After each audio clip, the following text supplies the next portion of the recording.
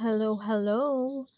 Ayan, gagawa po tayo ng cucumber salad since nag-crave ako kasi nadaanan ko to sa aking reels. So, ito na.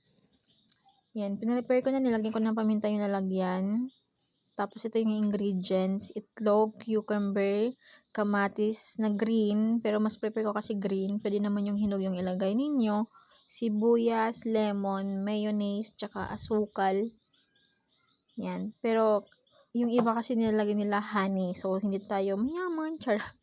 Yan. Brown sugar yung nilagay ko. Yan. Piniris ko na yung lemon. Nalis ko yung isang buto.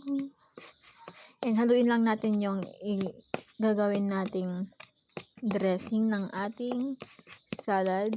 Yung mayonnaise, tsaka yung brown sugar at lemon. So, yung iba kasi nilagay nila talaga dyan is honey. So, wala naman ako ng honey. Brown sugar na lang. Yan. Timplahan na lang ninyo kasi ako tinitimpla ko talaga. Depende sa lasa. Sa panglasa ko. Yan. Yan. Pagka mix natin ng dressing, ilagay na natin yung ibang mga ingredients pa dun sa lalagyan sa pagmimixan natin ng ating salad. Tansya yung si Manay. Ayan, masarap na Manay. Okay na ba yung lasa Manay? Ayan, dinagdagan pa ng brown sugar ni Manay kasi kulang yung lasa.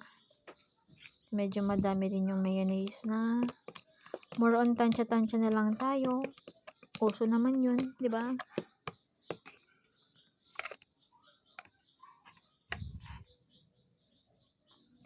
Ayan, nilalagay ko na dyan yung cucumber. Bali, nilagay ko na pala yung kaunting asin yung ating cucumber para medyo malasa-lasa kapag kinagat natin yung cucumber. Ayan. Sinunod ko na yung sibuyas at yung kamatis. Pwede daw ilagay dyan yung white onion, pero dahil wala ako noon, red onion yung nilagay ko. Tapos yung itlog, 2 boiled egg yung aking niluto. Tapos yung dressing na ginawa natin.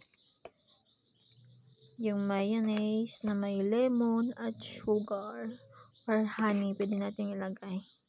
Tapos mix mo lang yan. Mix mo na yan insan. Ayan. I-mix mo na yan. I-halo natin na yan insan. Ayan. Mix mo na yan insan.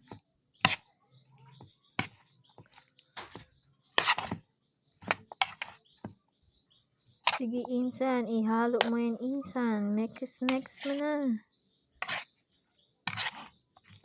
Yan.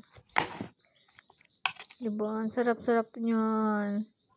Kaya pa naman na-crave ako. Kaya ginawa ko talaga ang ating cucumber salad. Yan, halos yung kalahati yung naubos ko. Sarap kasi.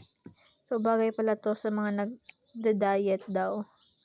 Yung gustong i-alternate yung cucumber salad sa rice. Diba? Tinikman na ng ating antay.